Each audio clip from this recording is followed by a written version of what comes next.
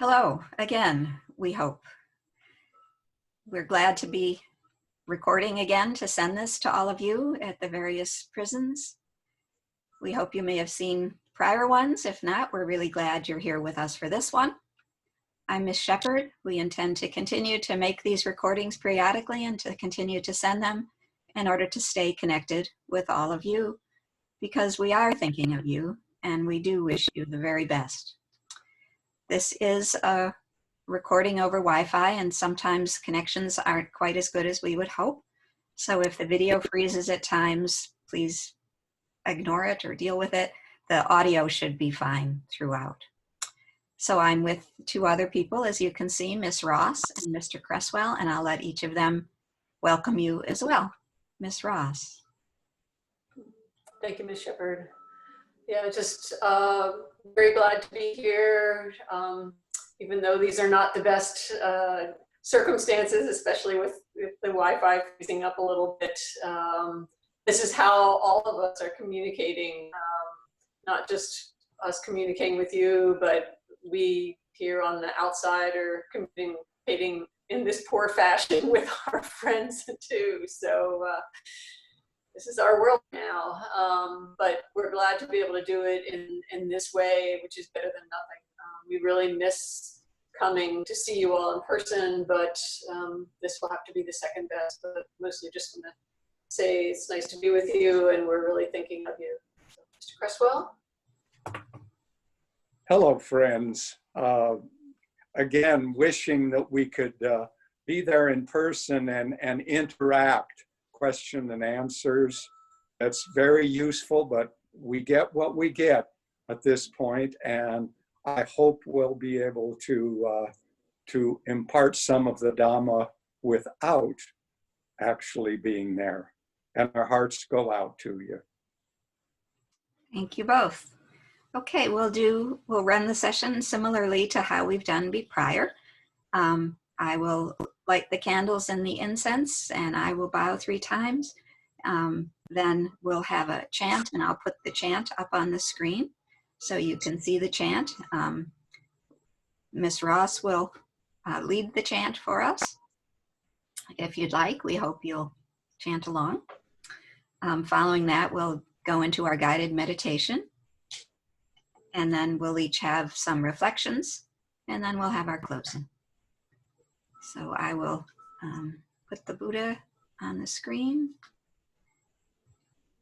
and I will go light the candles.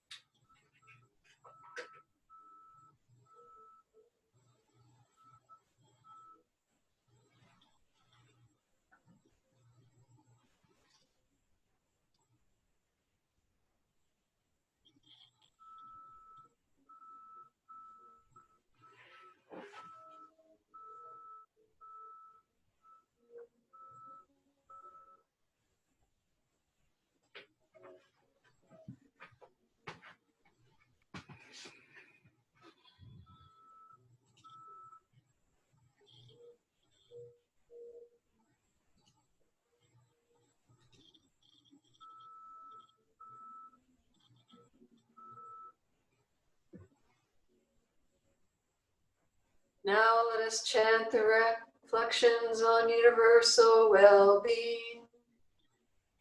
May I abide in well-being, in freedom from affliction, in freedom from hostility, in freedom from ill will, in freedom from anxiety, and may I maintain well-being in myself. May everyone abide in well-being, in freedom from hostility, in freedom from ill will, in freedom from anxiety, and may they maintain well-being in themselves.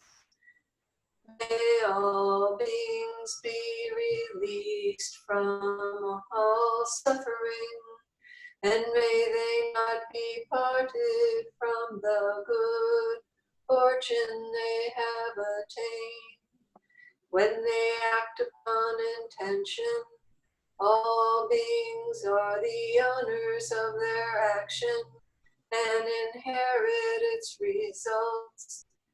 Their future is born from such action, companion to such action, and its results will be their home.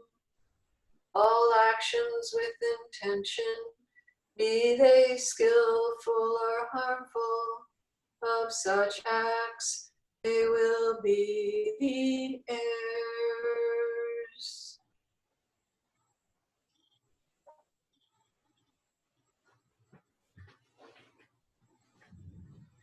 So we'll transition from the reflection on the chant. So again, a reflection on all of our practices to practice to maintain well-being in ourselves and well-being in others. And that's what our practice is. So we'll do meditation that may help us along that path. So I'll ring the bell to transition us into the meditation.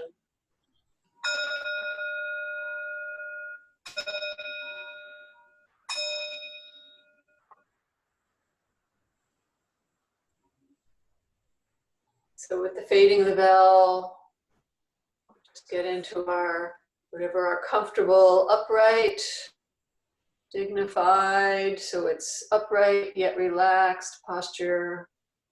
Whether we're sitting in a chair or on a cushion, wherever you are, just feeling the grounding of the sit bones into your support,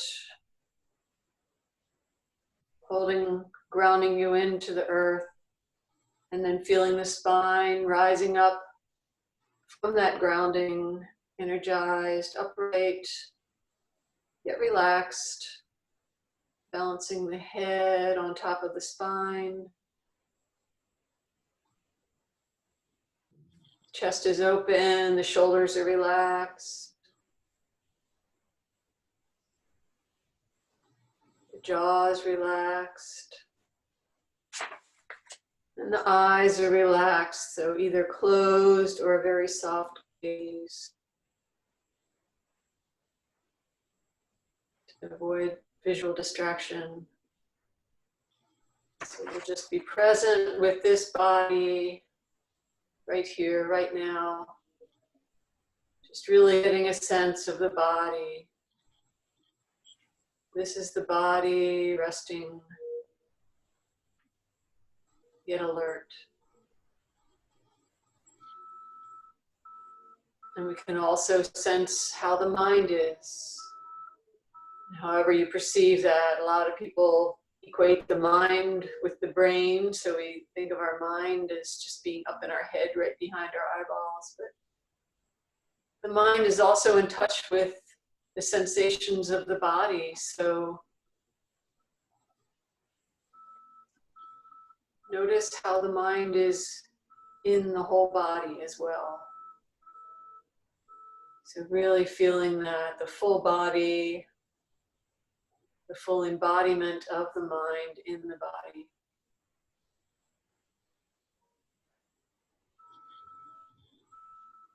And we can set our intention for our practice, whatever your intention is, for doing your meditation practice. Maybe you want to recall that right now. Maybe you want more ease or more peace. If you don't have an intention that you work with, I guess I would suggest intention for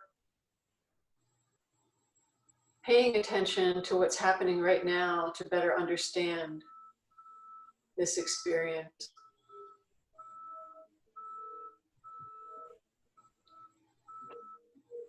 So we set the intention and then we set our meditation object. Maybe work with the breath or maybe awareness of the body. Just setting your intention to be with your meditation object. So if it's the breath, it's breathing in and out, the sensation of the whole body breathing. So we use this meditation object to ground us, to ground the mind, inviting the mind to let go of thinking, which is our constant obsession when we're not paying attention usually. But to pay attention to the sensation of the mind and the body present right here and right now in this body and this breath. So ground in your meditation object.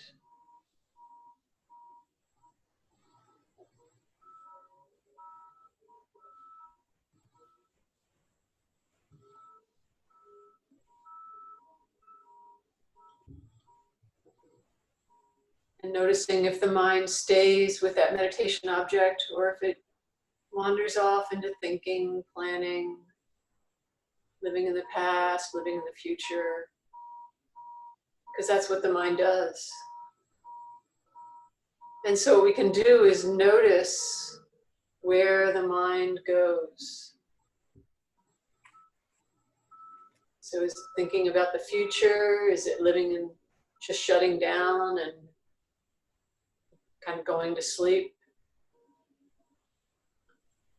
So noticing where the mind is and then how that is in the body. If you're going off thinking, is it getting into tension?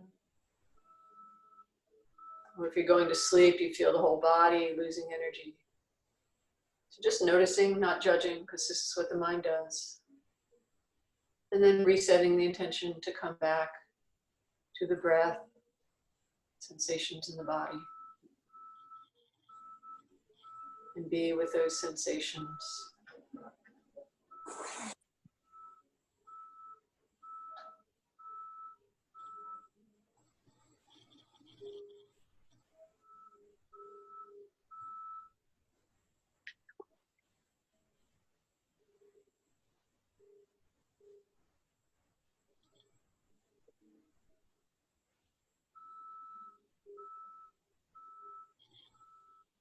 Noticing if the mind is staying with that breath or the body, or if it's gone off thinking again. If it is thinking, just noticing the general character of the thought, how it feels in the body, and then without judgment, just going back to our meditation object. We can keep doing this over and over again. As the mind gets distracted, we just notice where it is, how it is, and then come back to the breath or the body sensation.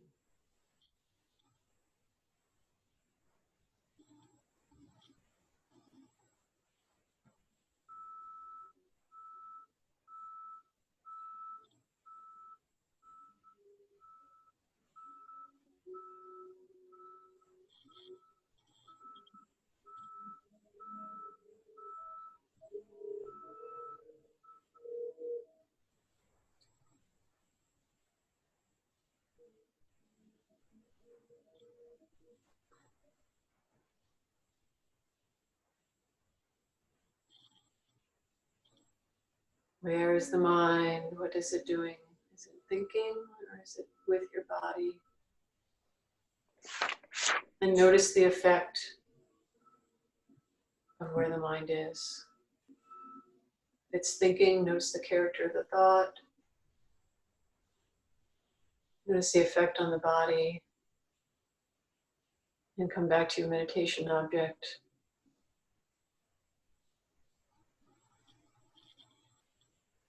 And if you're still with your meditation object, maybe your meditation is deepening. Maybe there's a sense of ease or spaciousness from the absence of thinking. And we can notice that too. So this is what we do in our meditation. We notice what the mind is doing. What's the effect of that mind's activity, and does it feel beneficial or does it feel like it's causing tension? So we're paying attention to cause and effect. The mind is like this, The body is like this.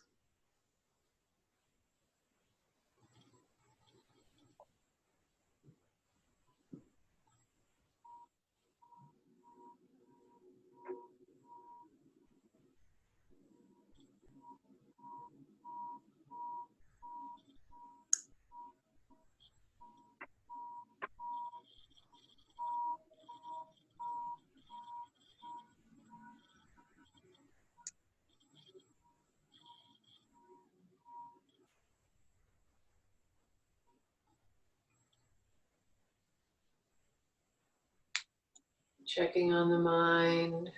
Where is the mind? Still with the object and at ease. And if so, notice that ease. If I was thinking, we look at the effect of that thinking. Is this beneficial or not? Coming back to our meditation object.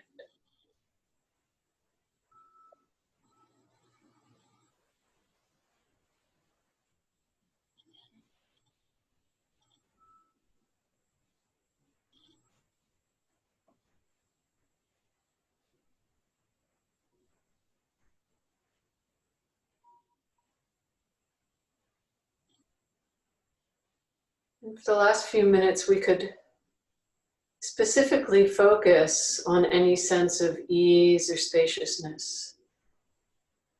So we can focus the mind a little bit more, maybe specifically on the breath. Notice the breathing in, breathing out. Giving the mind something more intentional to do. Breathing in, breathing out.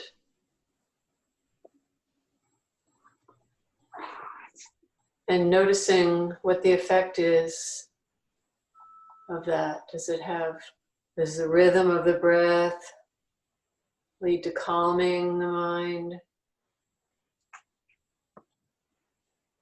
Maybe as we're breathing in and out, we notice a space between the breaths. And that space actually feels peaceful and easy. Because so often we're paying attention only to what we're doing wrong and what feels painful. But can we notice the pleasantness, the ease of the body, breathing in and breathing out?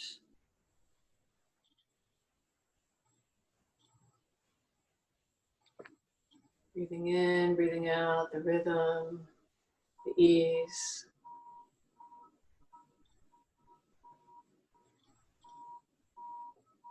Inviting ease into our life, to the mind, to the body. We can give ourselves this gift over and over throughout the day just by coming into the body and the breath. It's like this right now.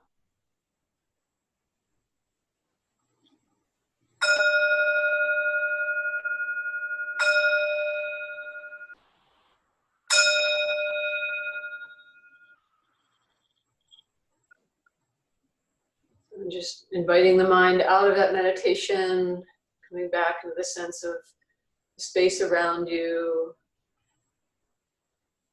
just bringing your awareness back. And reflecting on what your experience was during that meditation. How's the mind and the body right now? And what was your experience in noticing thoughts? If they did come up, what was the effect? Maybe some thoughts were pleasant, some were unpleasant, and how did that reside in the body? We're noticing when thinking dropped away, how did the body feel? And there's not necessarily a right or wrong. What we're trying to do here is just observe and see, because most of the time we're not paying attention. And we don't notice these things. We only notice when things get dramatic. We don't notice these subtleties. But by training the mind to notice these subtle changes, the mind kind of starts to ask itself, well, which feels better? You know, do I want to hold on to this? Do I want to just let it go? You know, is this kind of thinking driving me crazy and tensing my body up, or do I want to just let it go? I don't have to make it go away. It just drops on its own. Or maybe you just felt the tension of certain kinds of thinking. You could feel your body seize up, or your head spinning, or your heart racing. And you just notice that well, this doesn't feel very helpful. But then maybe you noticed at the end there was a place of ease where the thinking stopped, or where we actually were paying attention to what gave us some space and some ease in our mind and our body. And we can pay attention to that too. And again, a lot of these are so subtle, we don't really notice them in our everyday life, but we do this in our meditation practice to train the mind to pay attention to this, so that we can start to notice that in our everyday life. What am I doing? What am I thinking that's causing stress? And then is there a way that I can be that causes less stress? Maybe by breaking the pattern of a story and just not wanting to go there anymore. How many times have you said that? I'm not going to go there anymore. You know, so, but we have to be paying attention to notice. So that's kind of the point of our training, is to get our mind to really be paying attention. And so this kind of practice is something that the Buddha really encouraged. And I'll just read a little bit from one of the Buddha's teachings where he talked about this. And I love this teaching because it's so simple. A lot of times we can make our practice really complex. We start analyzing, or we start trying to force something. But in this, the Buddha is talking about when he was learning to practice, you know, before he became awakened. This was an approach that he chose to do. So he said, before my enlightenment, well, it occurred to me, suppose I divide my thoughts into two classes. And so he decided to categorize his thoughts in two categories. And so he said, I put thoughts of desire, thoughts of ill will, and thoughts of cruelty in one category. So the wanting, the pushing away, or the wanting to harm goes in one category. And there's the second category, the other kind of thoughts, were thoughts of renunciation, of non-desire, of non-ill will, and thoughts of non-cruelty. So we're thinking like, which things cause me stress and which things don't cause me stress. And so then he says, so I sat there in meditation and I watched it, just like we were doing in that guided meditation. I sat there diligent and ardent and resolute. I love that word. And so a thought of desire arose in me, and I noticed, oh, this thought of desire, of wanting, arose in me. And this leads to affliction, like my body feels tensed up. Or you can notice how it leads to affliction for other people, or both. And it causes problems and leads away from the sense of ease.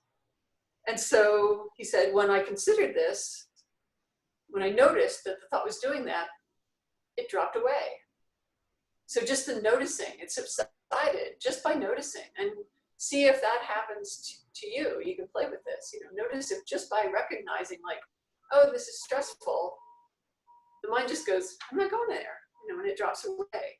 So, so this was the way the Buddha practiced. He described his practice in this teaching, and he talked about thoughts of desire, or of ill will, or of harming other beings, and noticed that it caused tension.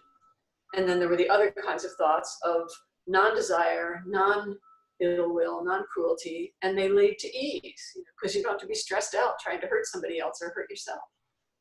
So we noticed this, and I play with this a lot. Like, I like to simplify my practice. Like, is this causing stress or not? Like, how hard is that? But you have to pay attention to notice, you know. So I practice with that a lot. And then later on in the teaching, he talks about even when you're promoting these kind of thoughts that don't lead to tension, right? The thoughts of renunciation and non-ill will and non-harming. He says, but even though these non-harmful thoughts, with excessive thinking and pondering, I might tire my body. It's like, you ever done that? Like, thought so much, you just feel all the tension in your body. I do this all the time. That's why I love this teaching. And when the body's tired, the mind becomes stressed. And when the mind is stressed, you know, it's just spinning out. So that's why we did the last part of that practice, was to notice, when isn't there thinking? When is there some sense of ease? And how does that feel? And encouraging noticing that too, because usually it's so subtle, we don't pay attention to it. So this is the way to play, that I love this teaching just as a way to play with watching cause and effect of thinking. That's all we're doing. When this happens, what's the result? And do I really want to keep perpetuating this or not? So this is one of my favorite teachings. If you can't tell, like, I'm kind of energized about it, despite all the construction noise in the background. Hopefully this came through. But I guess I'd be interested to see what Mr. Cresswell has to think about all this. Maybe this resonated differently with you. Yeah, we all have different angles. What I thought about is how one of the key points in the Dhamma, the teachings of the Buddha, is that whatever we pursue with thinking and pondering becomes the inclination of the mind. And I think that's from the same sutta. And the wonderful Vietnamese teacher, Thich Nhat Hanh, calls this inclination of mind the habit energy of the mind. And neuroscience really confirms this whole process. And the importance of habit energy is confirmed by the Buddha in having it be very explicitly central to 2 of the 8-fold path factors. And at the most basic, what this involves is the intention toward, first, letting go of the feeling that I need this or that thing or experience. Second, cultivating goodwill. And third, cultivating harmlessness. And I want to focus on the cultivating of goodwill and the related discouragement of ill will. And this is a practice that we can very much give gentle but consistent effort to, both in formal meditation and, to the extent possible, all day. And we can focus on both our feelings and on the resultant speech and actions. So the challenges of avoiding ill will are certainly made greater for you by the crowding that is so much a part of incarceration. And the fact that crowding leads to feelings and actions of ill will is well demonstrated in scientific experiments. But then these days, the element of fear is added, wondering if close contact with others is going to make you sick. And these 2 elements together can make others seem like an enemy. And we would never choose to have this happen, but it does present an opportunity for practicing goodwill. So encouraging goodwill can, to some extent, also discourage bad will. We use mindfulness, which is literally remembering, to keep our intentions strong. Excuse me. We can then frequently ponder the fact that we are all in this together, including, to some extent, the staff at prison. And just as I want to be safe and happy, each person I encounter wants to be safe and happy and is struggling with the same situation.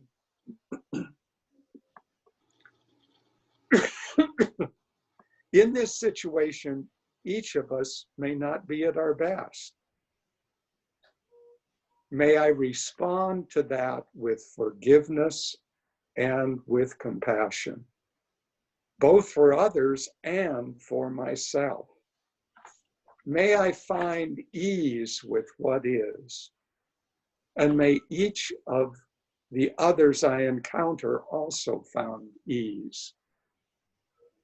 Reflecting often on these things means I can actually make the situation I'm in of use to me in building up the habit energy of goodwill. And especially I can do this if I include the feelings along with the mental reflection. So this encouragement of goodwill can tend to discourage ill will. But don't be surprised if ill will still comes up now and then. And to prepare for this, again, requires mindfulness in remembering to keep alert for any ill will that may be coming up. Alert to it so that you can see it as it's coming up and not after a lot of energy is attached to it. And one thing this means is being especially alert in situations where you found this ill will is more likely to occur, both in meditation and in daily life. Where are the times that I notice ill will comes up? I want to be especially alert at that time. And then as soon as I can, I don't push away the feelings, but I discourage the thoughts. And I discourage the thoughts by bringing attention into the feeling body. And when the attention is in the feeling body, then remembering that we're all in this together. And then stay in the body with patience combined with compassion. Patience here meaning I can be with this for as long as it takes. And just as goodwill tends to discourage ill will, catching and discouraging ill will conditions us more toward the habit energy of goodwill. Now, don't get me wrong. I'm not saying that this is easy. It's not easy for me always, certainly. I'm just saying that with gentle but consistent effort, this can be very fruitful over time in changing our habit energy of the mind for the better. And this is certainly no small victory. And with that, I hand it over to Ms. Shepherd. Yeah. Thank you both. My goodness. Thank you, particularly Jenny, for selecting such a rich teaching. Thank you for your reflections, Jenny or Ms. Ross, sorry, and Mr. Creswell. So this is a pretty profound teaching. Profound yet simple, which makes it so beautiful. Because it reminds us, as both of my colleagues have said, that this path is really simple, but not easy. Because this teaching from the Majjhima Nikaya, for those of you who follow those things, it's explaining something that is so simple, practical, and logical, which is that we get better at what we practice. Such a simple truth. If we do something frequently, it becomes easier and more likely that we will do it again. As Mr. Creswell said, the way it's phrased in the sutta is whatever a person pursues with his thinking and pondering, that becomes the inclination of his awareness. We all know this. We know that if we want to improve in basketball, we need to practice and spend more time playing basketball. Yet maybe we've not considered how that same principle applies to what we do with our minds and hearts. If we direct our mind or our daydreams or our random thoughts towards that which inflames anger, generates regret, feeds greed and envy, or sustains self-critical thoughts, we will get very practiced at those things, and the mind will easily and habitually go to anger, regret, greed, and self-criticism. If, on the other hand, we bring mindfulness to each moment, to notice the direction of our daydreams, of our random thinking, we can make a shift in our habits. We can learn to notice qualities that are not harmful to ourselves or others, and to stop, to breathe, to relax, and redirect the heart towards that which supports goodwill, forgiveness, generosity, compassion, kindness. And to do this requires that we abide in a particular way that the Buddha mentions right in the sutta. He says that we need to remain heedful, ardent, and resolute. So those are not words that are often used in everyday language, but they're pretty neat words. So let's go through each one. Heedful. Heedful means being alert to what the mind is doing. It means being careful and caring about our own well-being. It's as if we're walking through a field filled with poison ivy, and we know to be careful to avoid it. We're careful to watch how and where we place our feet. Being heedful means we are also careful of how and where our thoughts may be leading.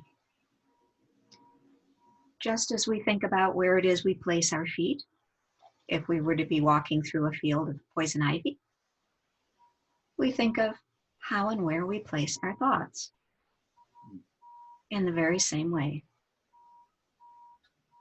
Ardent, again, not a word frequently used, means earnest, sincere, intense, a bit.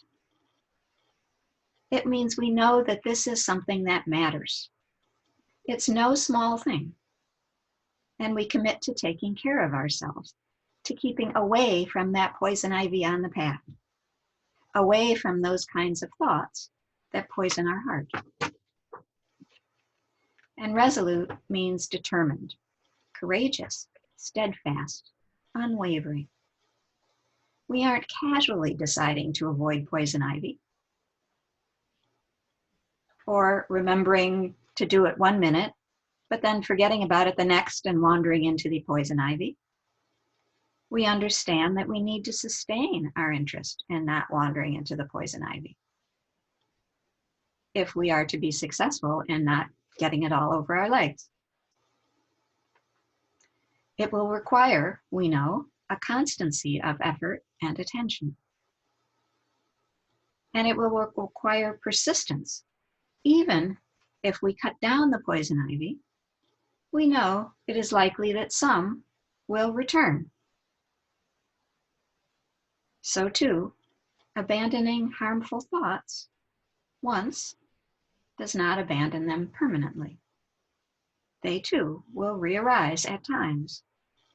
And so we need to abide, heedful, ardent, and resolute, to notice when they arise, and when they do, to breathe, relax, and turn the mind toward that which is kind, generous, compassionate. The teaching says that one of the words it uses is that when unskillful states arise, we are to abandon or dispel them. This echoes another of my favorite suttas, a favorite of mine because I find it so very encouraging, and hopefully you will as well. In this other very short teaching, the Buddha says quite briefly and to the point, he says, abandon what is unskillful. It is possible to abandon what is unskillful. If it were not possible to abandon what is unskillful, I would not say to you, abandon what is unskillful. But because it is possible, do abandon what is unskillful. He says if this practice of abandoning what is unskillful were to cause harm or pain, he wouldn't say it. He does say it because abandoning what is unskillful is conducive to benefit and pleasure. He continues then to say, develop what is skillful. It is possible to develop what is skillful. If it weren't possible, I wouldn't say it to you. If developing what is skillful caused harm and pain, I wouldn't say to you, develop what is skillful. But because developing what is skillful is the cause for benefit and pleasure, I say to you, develop what is skillful. What he's telling us, all of us, you, me, everyone in the world, every human being, is that we can do it. All of us. It is possible. It isn't a pipe dream or something only special people can do. All of us can do this. All of us can abandon what is unskillful and develop a heart and mind that is our friend, that is of benefit to ourselves as well as to others. This is why and how we train the mind. We are training the mind so that it is of support for our own well-being, and through supporting my own well-being, I will also be able to help and support others. And as we've all said, it's not easy, but it's possible. It's possible if we are heedful, if we are ardent, if we are resolute.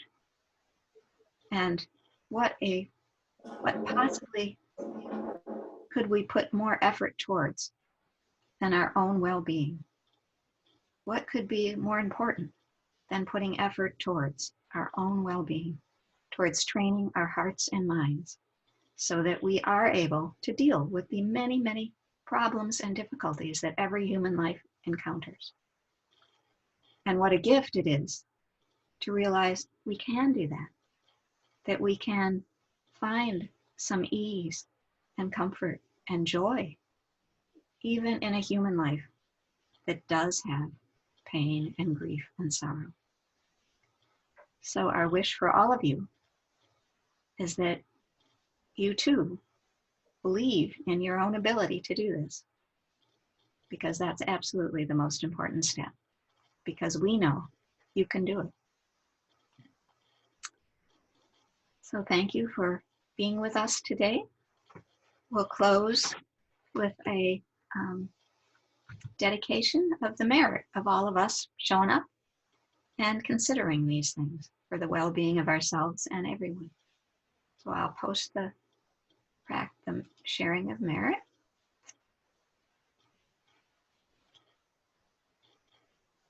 Whoops, wrong one.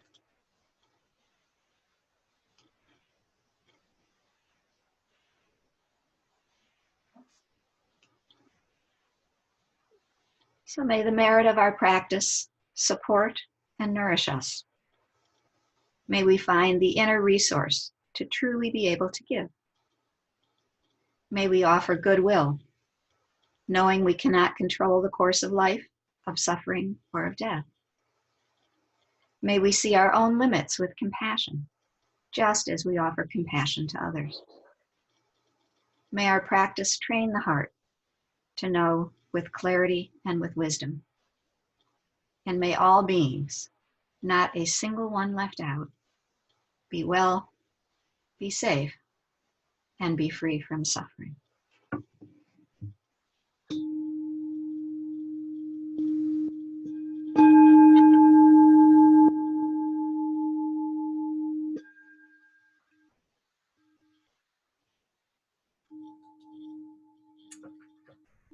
So thank you all. We look forward to seeing you in a bit. We hope you have an opportunity to view this, and we wish you all the very, very best. Take care of yourselves. Be well.